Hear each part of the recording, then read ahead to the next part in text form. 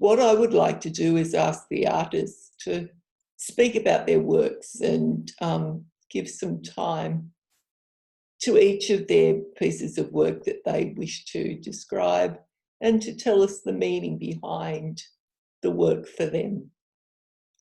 So, Brendan, if I could ask you to. Thank you.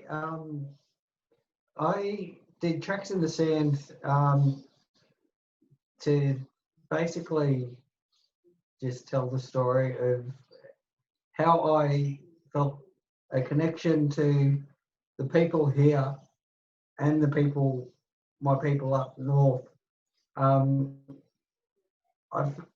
I grew up myself in a very Western community and felt very outsider basically because of disability and because of my Aboriginality. But that story has sort of helped me to find a place of where I am, where I want to go, and how I want to get there. Tracks in the Sand was more about I've been wanting to become an Aboriginal elder basically for my whole time. And it's the story of becoming that elder, not just learning the culture down here, but then having to going up north and learning my culture from the elders that already exist up there, and becoming an elder myself and being able to teach that culture within my own community.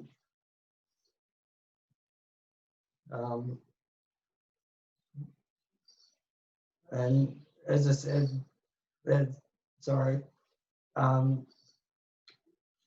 me living in the wheelchair, you know, not only do you find physical aspect of like living life, but you find that there's also, you've got to have the mental strength to be able to like carry on with your journey.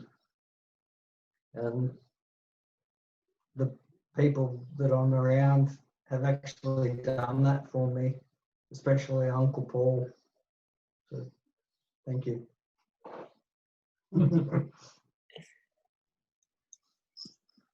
Brendan, if I could just ask you to pick up on that last little piece. This exhibition is entitled Stories of Strength. How does working with Ngunnawal help you to express the concept of keeping strong? Community, basically. In the community, if you look at a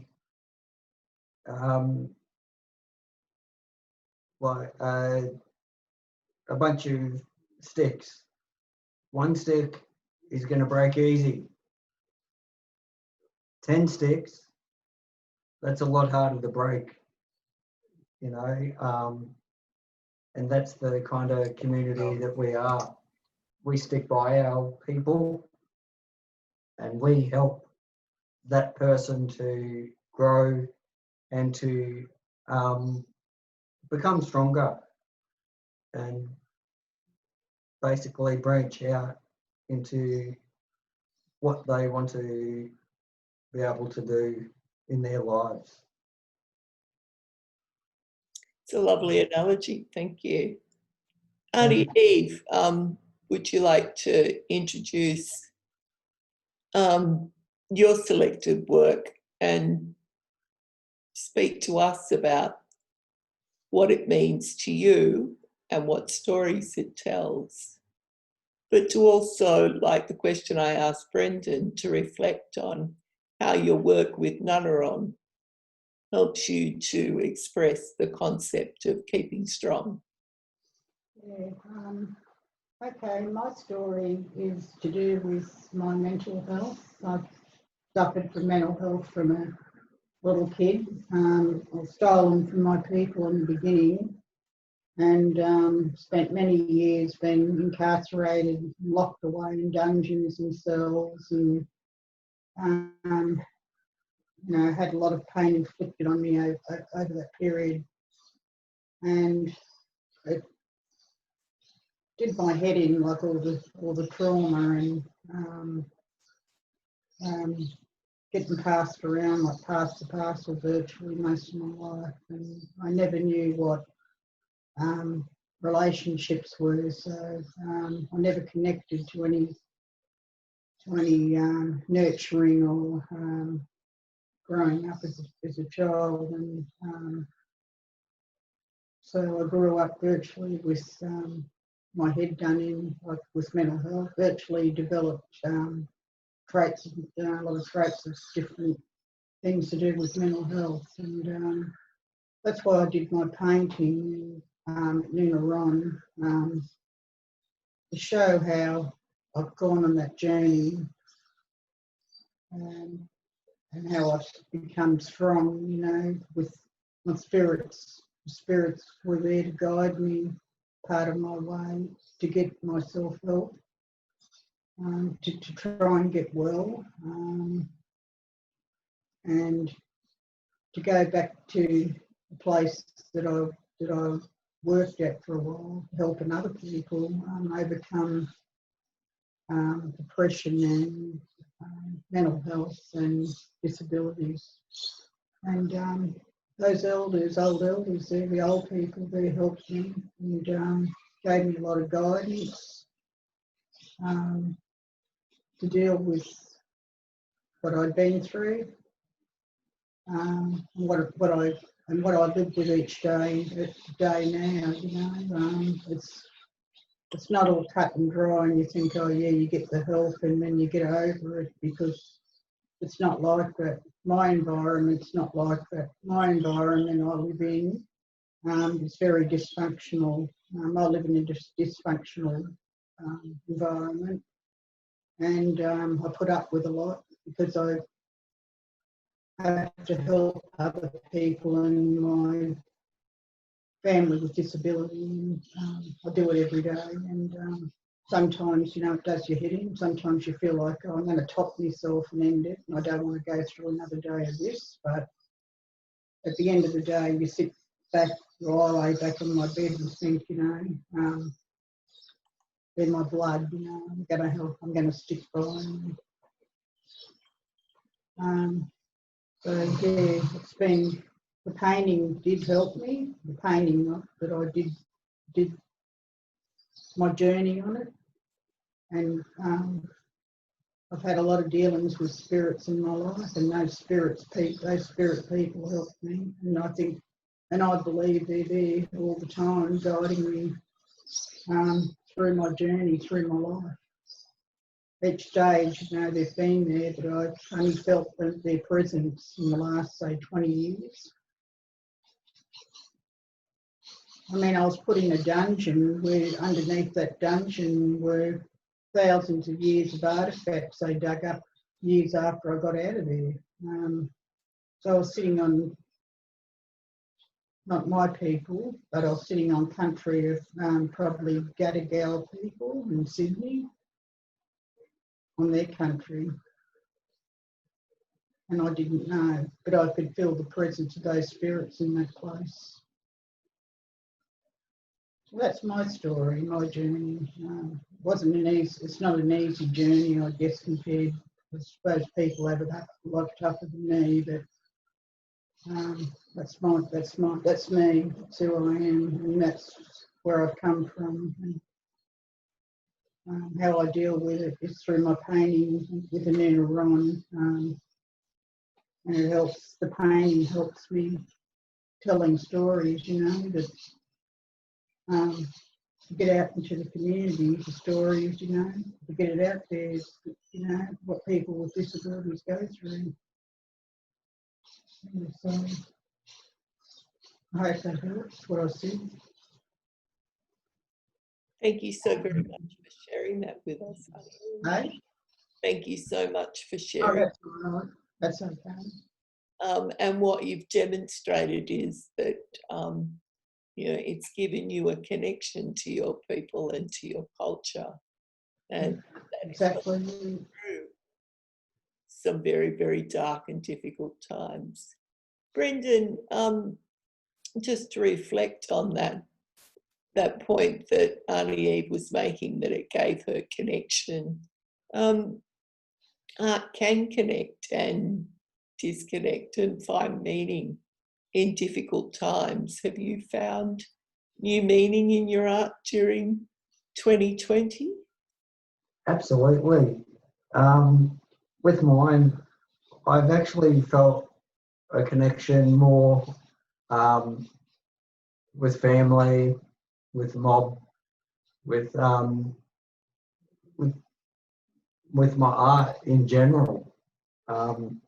It's actually, I went through a stage of depression myself, and had lost the passion for my art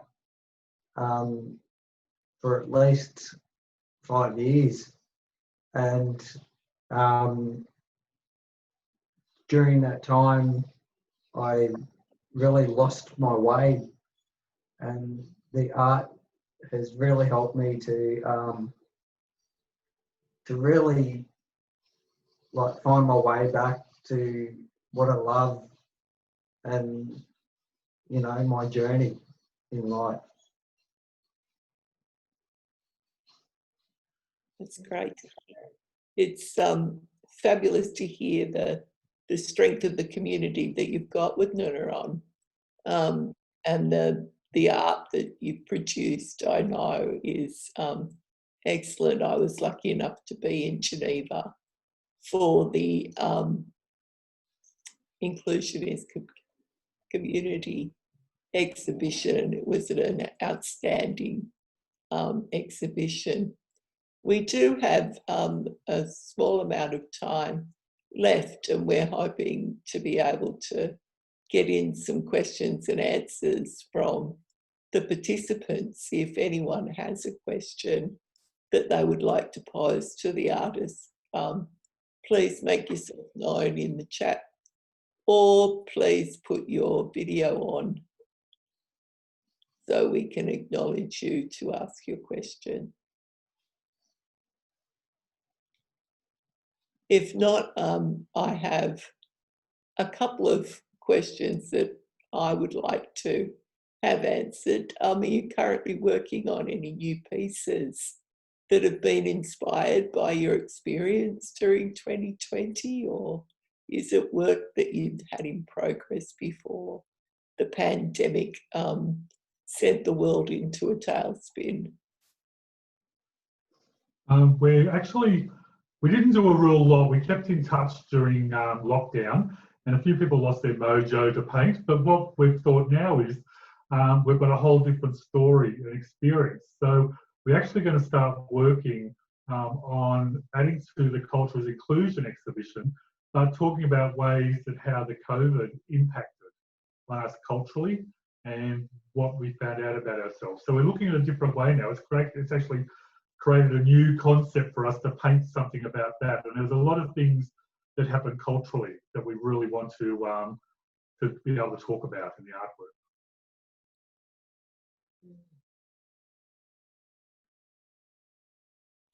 Is there any news on any new exhibitions happening soon?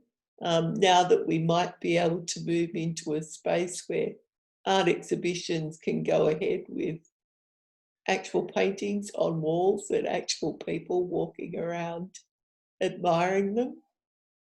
We just had one locally, Rosemary, up at the Butter Factory at Karoi for NAIDOC Week.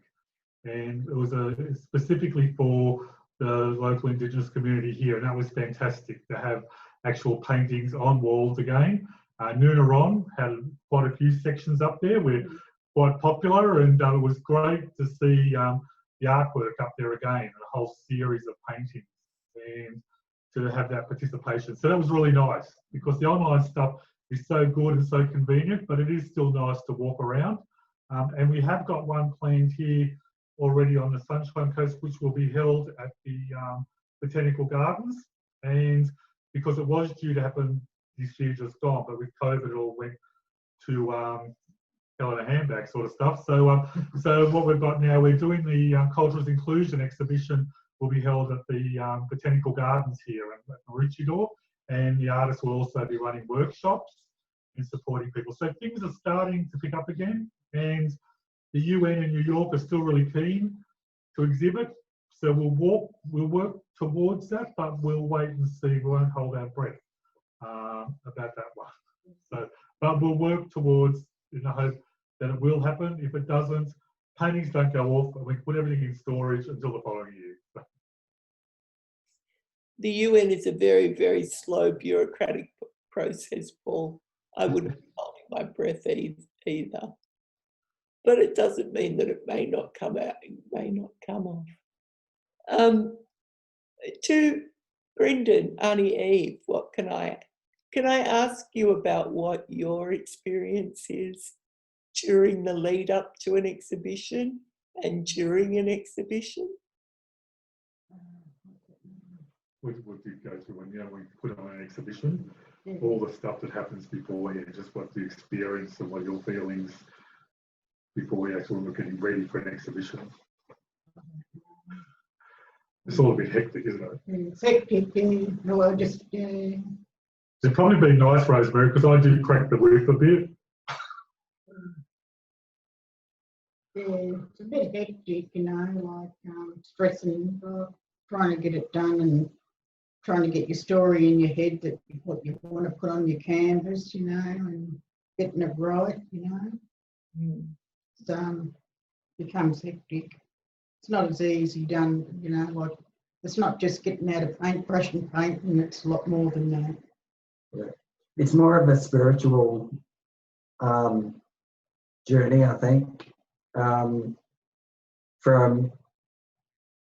like deciding or having a thought of what you would like your story to be, to being able to put that story into symbols or words.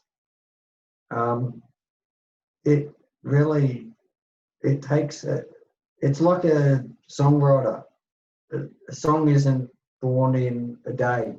It takes months and months. You might be working on a song for 3 months, 6 months, and that's what I found with my painting. Although I was working on it, basically weekly, it still took 3 months for me to actually get the final product that you see today. But I find that you go into like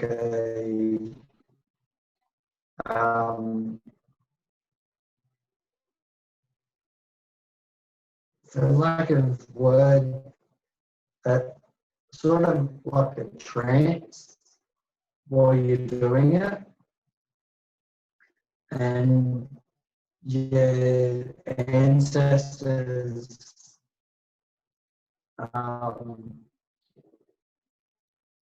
help you to get your story out, and it can. Just building on what Brendan and Eve said, it's more than just reproducing a bowl of fruits or something to hang there that looks pretty. It is really a very spiritual journey, and often confronting a very personal part of themselves, putting it out there for everyone to see. And it takes a lot to do that, and there's a process, because it does make you think about things, but it also can help you think about the strengths and what you overcome. So it's a real journey, but like what we always do too, and when we put ourselves out there, we sometimes brace ourselves for criticism. and feedback. So we sort of don't do it lightly. We've realised that it is out there, but lucky for us, the majority of people are really respectful.